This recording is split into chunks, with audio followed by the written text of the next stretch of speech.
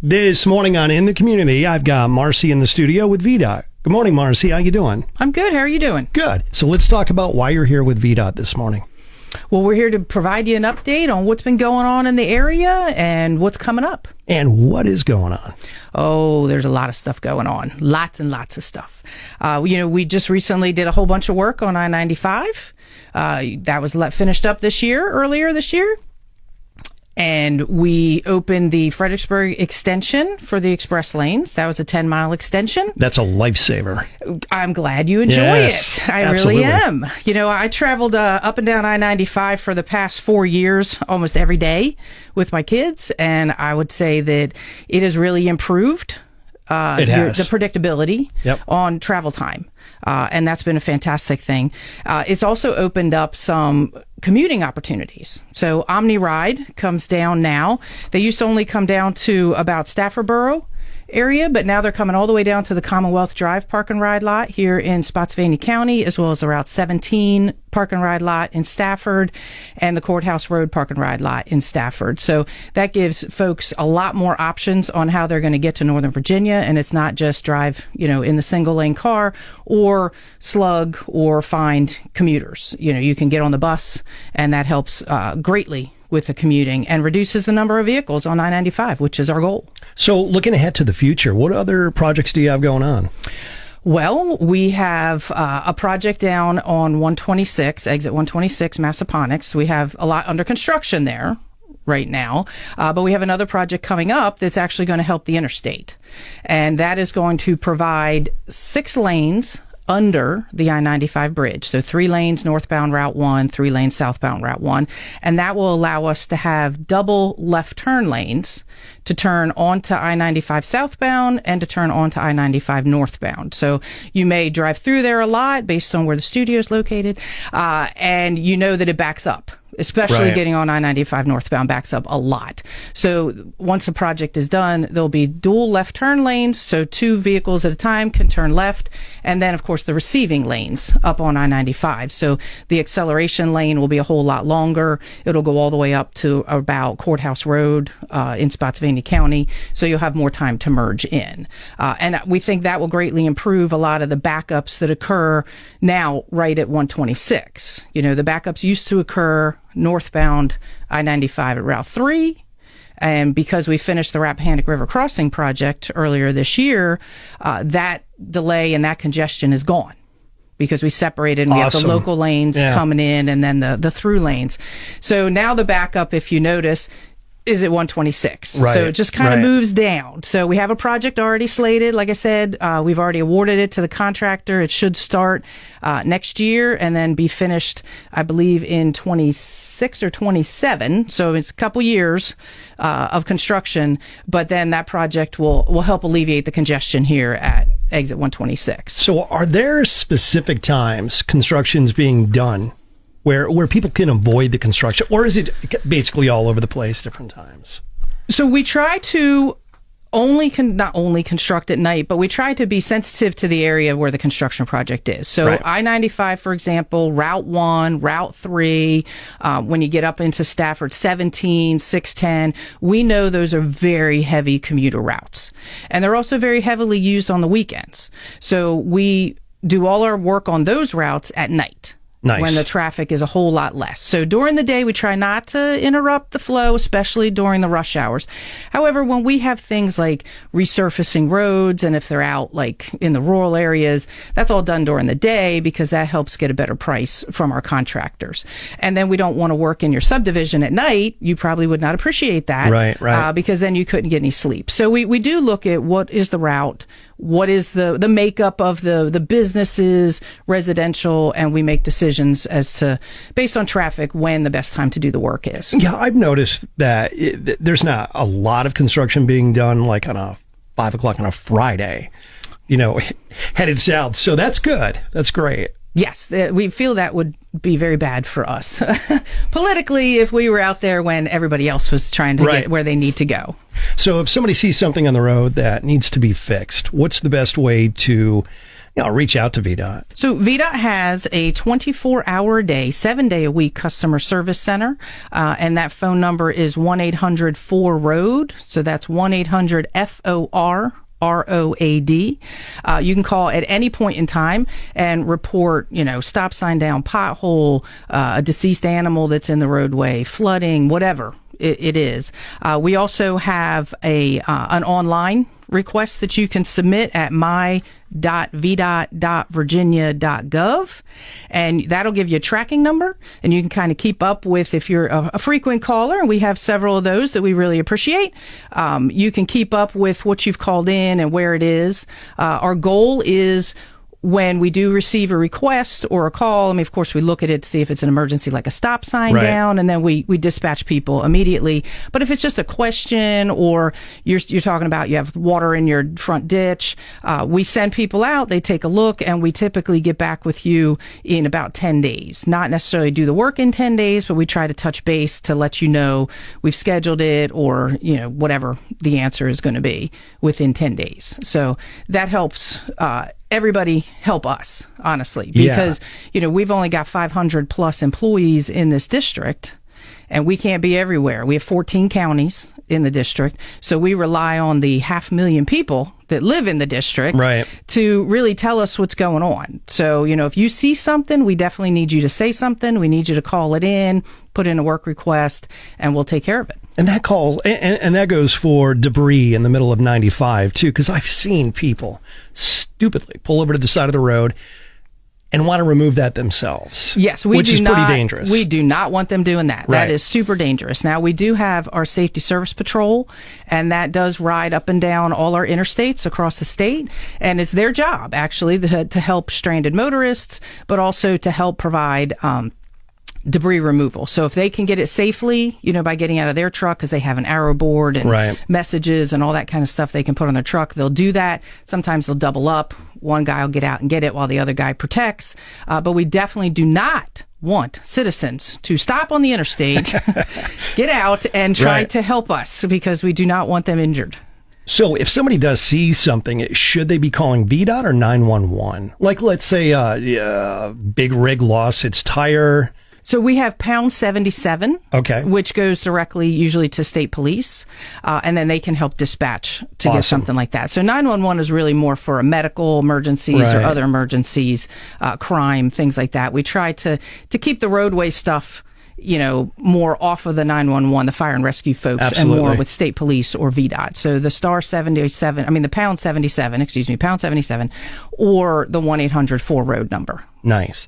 So what is VDOT doing to prevent crashes and make it safer for pedestrians, bicyclists?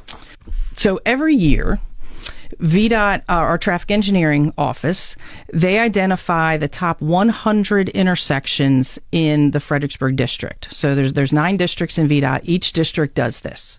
So all across the state, so they're looking at 900, if you will, intersections that are potentially the most vulnerable intersections. And we are guided by the crash data as well as other data surrounding that intersection. And that helps us target federal and state safety funds to be able to address whatever the issue is. So it could be a pedestrian issue.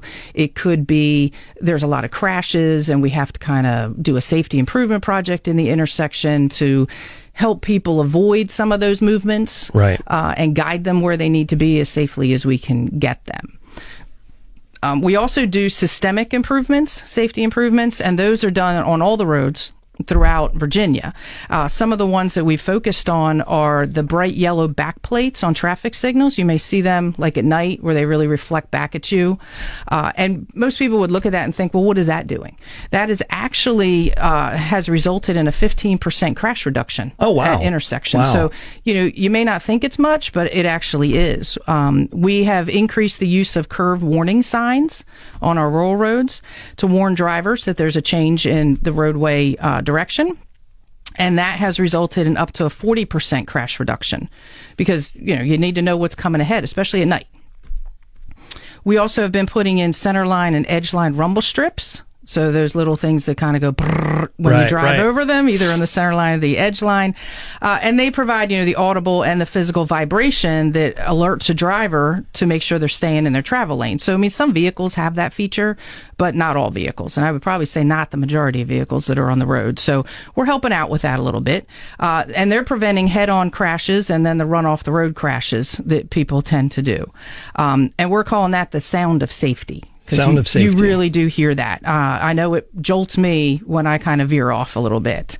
The edgeline rumble strips have resulted in up to a 50% crash reduction, and the centerline rumble strips have resulted in up to a 60% crash reduction. Wow, that's great. So these systemic improvements are really helping everywhere. And then again, we also are looking at targeted areas where we know we have an issue and trying to come up with projects to fix those issues too.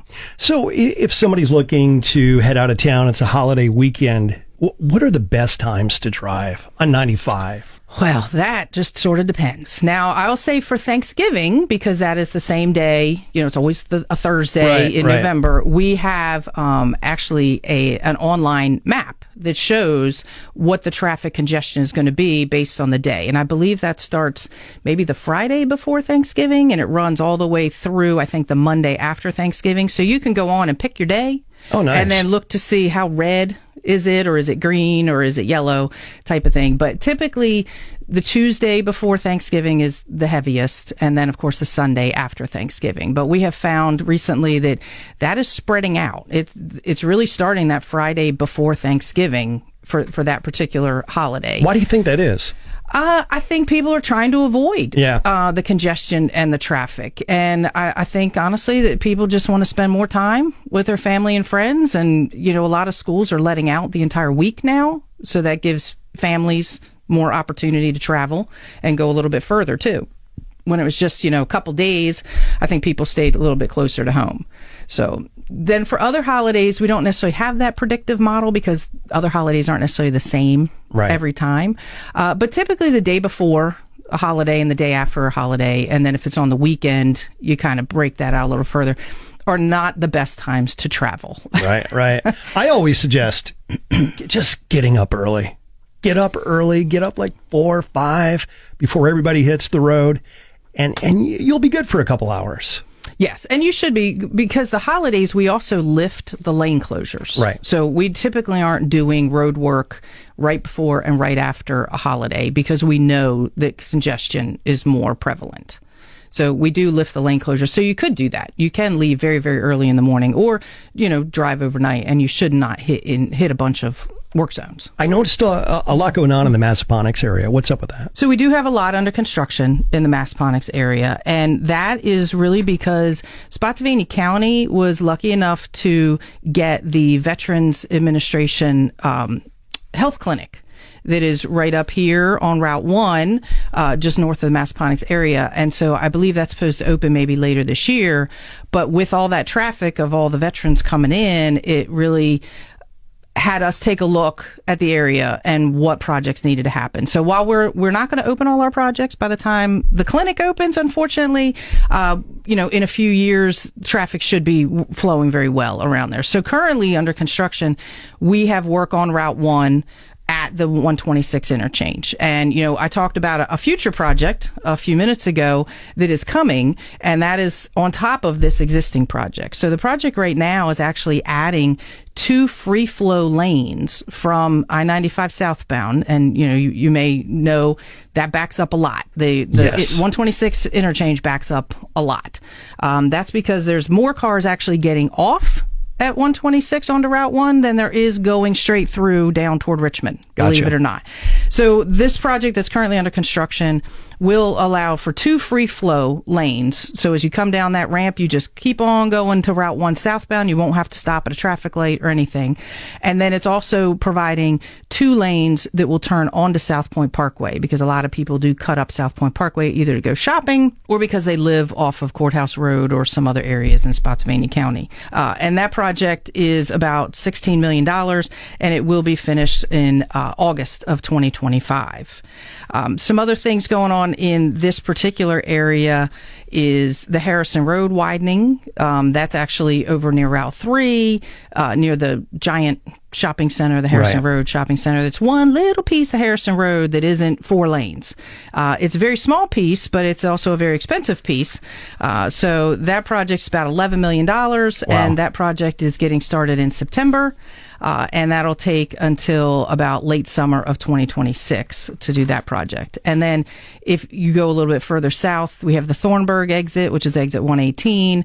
And we have that project, Mud Tavern Road, where we're widening Route 606 Mud Tavern Road, which is a very heavily traveled road and has backed up for years and years and years.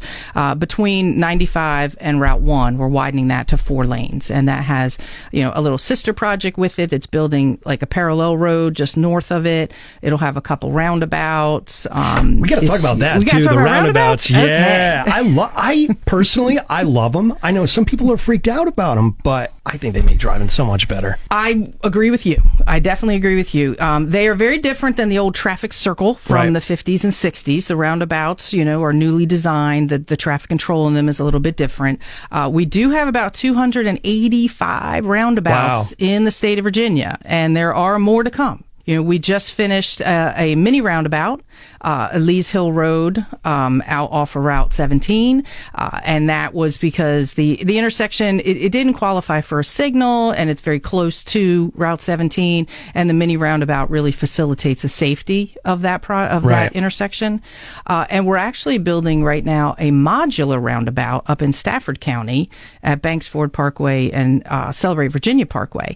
And that is, it's kind of like Legos in that we're putting it together. It's recycled plastic, and we're out there and we're drilling them into the pavement. And that way, if it does end up developing, because, those roads were built for a full development, which hasn't occurred yet. But once it does develop, that roundabout can actually be picked up and taken somewhere else, and we can make that intersection a full-blown, signalized intersection if necessary.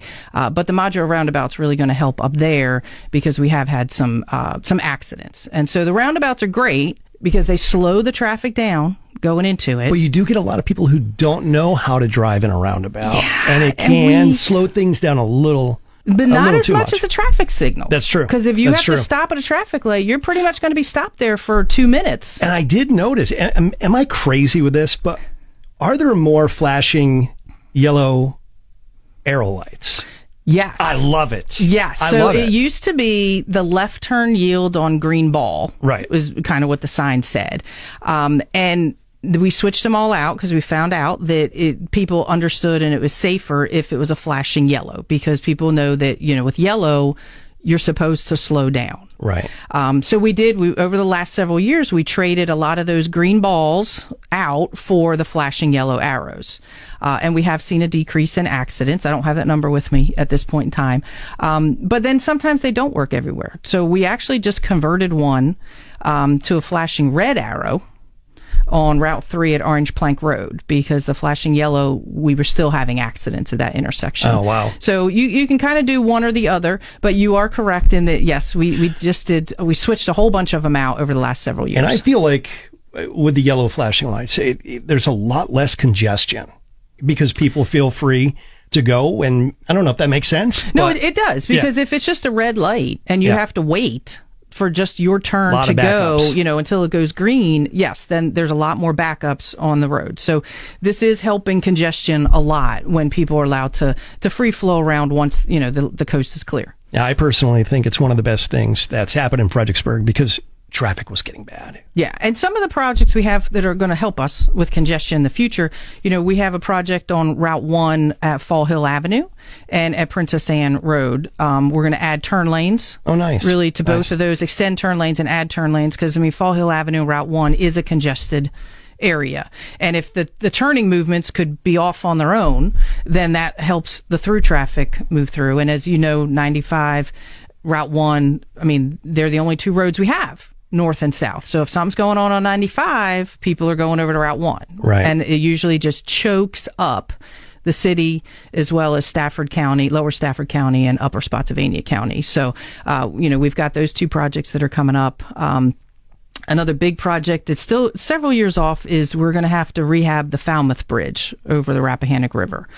You may remember we rehabbed the Chatham Bridge over on Route 3 into the city, and that was great. We were able to close that bridge while we did the construction, and we did it a whole lot faster than we could. We will not be closing the Falmouth Bridge during construction because it carries way too much traffic. So that will have to be done under traffic. And we haven't figured out exactly how we're rehabbing it. We're doing a study. You probably have maybe been inconvenienced with some of the lane closures we've had during the day to gather more data to figure out what that scope will be. But that project will be coming the few years in the future because we want to get the Route 1 Fall Hill Avenue project done. And then right after that, we're actually replacing that little bridge that goes over the canal just south of Fall Hill Avenue.